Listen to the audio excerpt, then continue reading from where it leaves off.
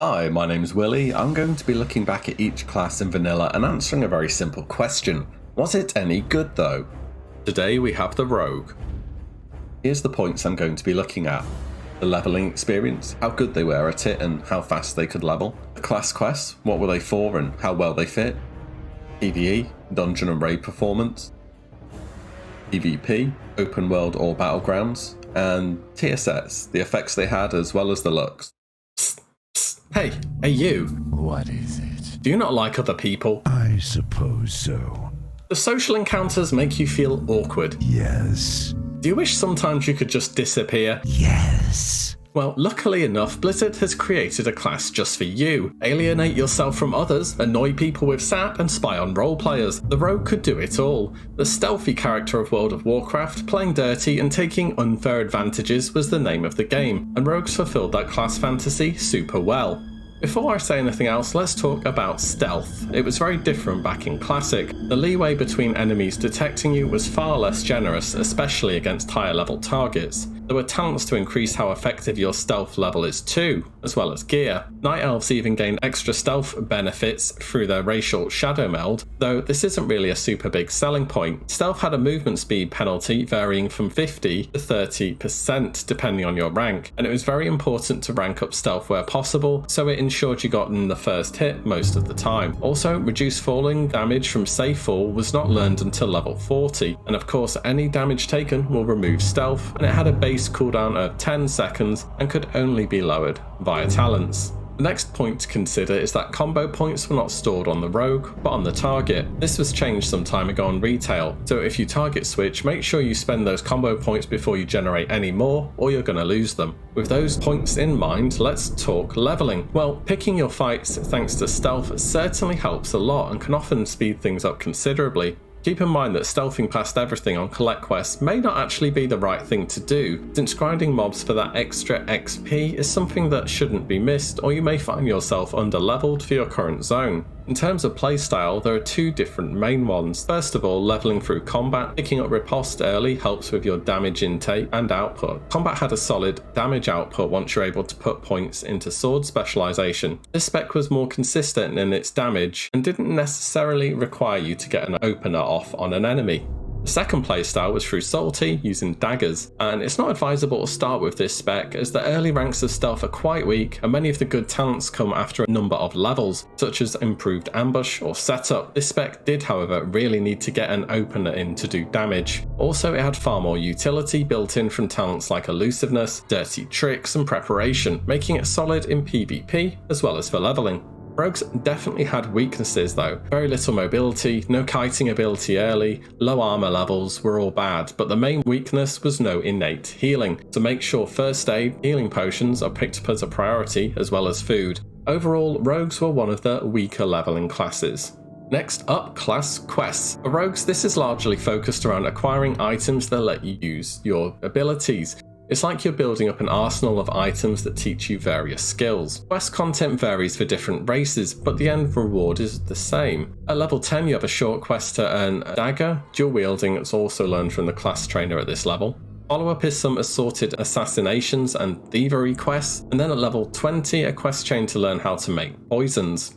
Next quest at level 24 sends you to Ravenholt Manor in Hillsbrad Foothills, which is a pretty big trek to get to. Also, many mobs in Hillsbrad are around the level 30 range, so it may be wise to save this one for later. This quest tests the Rogue's cunning in a number of ways throughout, presenting puzzles and challenges to overcome, and as a follow-up there is an elite quest to complete, varying from Alliance and Horde and rewarding the recipe for Thistle Tea. Next up is more pickpocketing quests. There are quite a few of these overall, before the Sunken Temple quest at level 52 that awards the Ebon Mask. It's quite well itemised really. It's like a lower level version of the Mask of the Unforgiven, which is going to be best in slot for you for a long time. Finally, there is a reputation system introduced for Ravenholt, based around repeatable handing quests involving gathering items from the Syndicate. Unfortunately, this never got used for anything and basically sat there doing nothing until Blizzard finally decided to use the associated rep as part of the Insane title a few years later. In fact, the only real thing apart from a few quests in Ravenholt is the fact you can buy the Gnomish cloaking device schematic there. Let's not forget rogues basically needed a bag slot dedicated to various reagents to use on their spells. Blind required blinding powder made from fade leaf from herbalists. Vanish needed flash powder bought from a poison reagent vendor, and poisons themselves were more short duration buffs and had a limited number of charges instead of a flat duration, so they wouldn't be used all the time.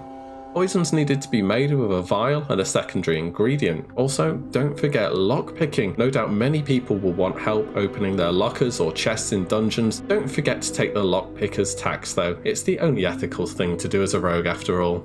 Overall, rogue quests are top tier. They play into what the class is about very well. Tough talking, pickpocketing, assassinations, all that, you know. It's just a shame that it's let down at endgame and that the Ravenholt rep system didn't get expanded upon. All the same, it is well done.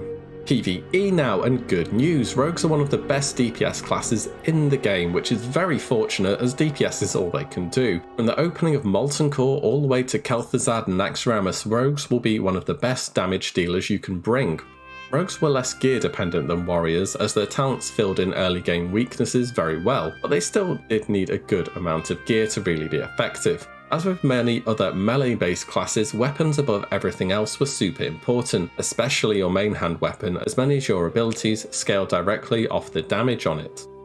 On top of this, rogues scaled exceptionally well throughout the duration of vanilla, eventually having options to play a number of different specializations. The main reason that rogues could branch out is that in the early raids, the combat spec gave huge bonuses through extra hit from precision and weapon skill from weapon expertise, and once enough had been attained by around AQ40 time, these stats, especially the weapon skill, were not as important and talents could be moved around to take advantage of extra damage dealing talents.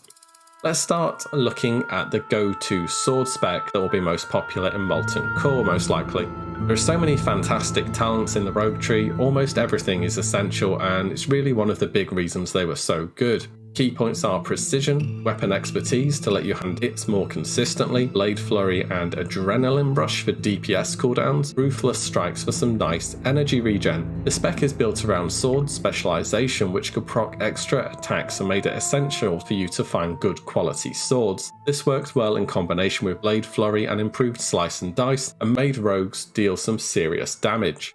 It's worth considering as well that daggers will drop from raids and dungeons etc, and well, there just aren't enough swords to go around, and since no other class can make real use of agility daggers, there are going to be dagger rogues. These guys won't be putting out the same damage as sword rogues early on, but hey, at least if a dagger drops there'll be less people rolling for it. A starting dagger spec would look like this.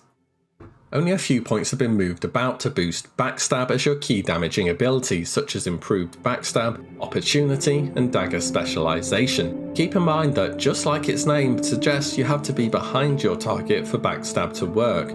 This shouldn't be an issue in raids since you will want to be behind your target to boost your damage anyway, but it can be a bit of a pain in the open world. As gear improved, rogues' options for specs expanded. Rogues were able to reach critical strike cap, which did not have a set in stone number and it would vary based on your stats. A simple way to work it out is from this formula. Note, this formula is calculated against an enemy 3 levels higher than you. This would tend to end up in the mid to high 30% or so with hit cap, and it could be far higher for abilities, but since much of your damage came from basic attacks, this limit tended to be adhered to since many stats would otherwise be wasted. With gear nearing crit cap, new options became available, such as this, which was based on daggers once again. Cold Blood lets you guarantee some big eviscerates, and the real key talent here, and why it's worth investing so far into the assassination tree, is Seal Fate, which will boost your combo point generation tremendously at high critical strike chance levels. At this point, daggers become so powerful they could even overtake the combat-themed specs. There was also a counterpart spec for non-dagger users which didn't strictly require swords anymore. This once again was built more around basic attack damage than ability. You'll notice no mention of subtlety so far really. Well, the spec did require a lot more gear as it scaled up well but started weak. Sub had 2 big selling points, deadliness and more importantly, hemorrhage. Hemorrhage was about the only thing a rogue could do to support the raid over just dealing damage, as it boosted all physical damage taken by a small amount. It's not better than the alternatives, but it's by no means really bad. A Nax sub-spec would look like this. focused around using Hemorrhage instead of Sinister Strike as a combo point builder with a non-dagger main hand weapon. The main issue with this spec is that a load of talent points have to be spent to get to the good stuff at the bottom of the sub-tree on things which aren't going to be doing anything for you in a raid, such as Master of Deception and Camouflage. So apart from these varied specializations, rogues were one of the classes that could actively control a threat instead of having to rely on a flat threat reduction from talents as many other classes did. And since their damage output was so high, especially the later tiered dagger specs, it was important to manage your threat, as overtaking the tank could quickly lead to an out of control situation. Rogues had two ways to reduce threat: Vanish, which would remove them entirely from the threat table, and Feint, which reduces the rogue's threat by a flat amount. Both things were important to be aware of. Finally, a note for the Horde rogues: poisons counted as a temporary buff, so did the buff from Wind Fury Totem, so when grouped with a Shaman you only need to poison your offhand weapon, as Wind Fury will cover the main hand. So, rogues overall, pretty damn good in PvE. So how about PvP? Well, I don't think this will come as a surprise. Rogues are a complete terror in all aspects of PvP. A toolkit dedicated to being plain unfair did its job very well. Stealth, high burst, and an insane amount of CC. Not only this, rogues had numerous ways to outplay their opponents, like vanishing stuns or death coil. For open world PvP, I would put rogues at number 1. Simply put, choosing your fights and taking someone down before they have a chance to react can't really be beaten. I would definitely advise a warning though if you have this vision of being the gank god come classic release. Well, you're going to have to level 2, and rogues are more vulnerable than most classes if they aren't able to get their opener off. Saying that, they do have a good number of escape options like Sprint, Blind and Vanish, and if you're ganking non-stop, people will be passing you in levels and may just pop on their main to put you back in your place.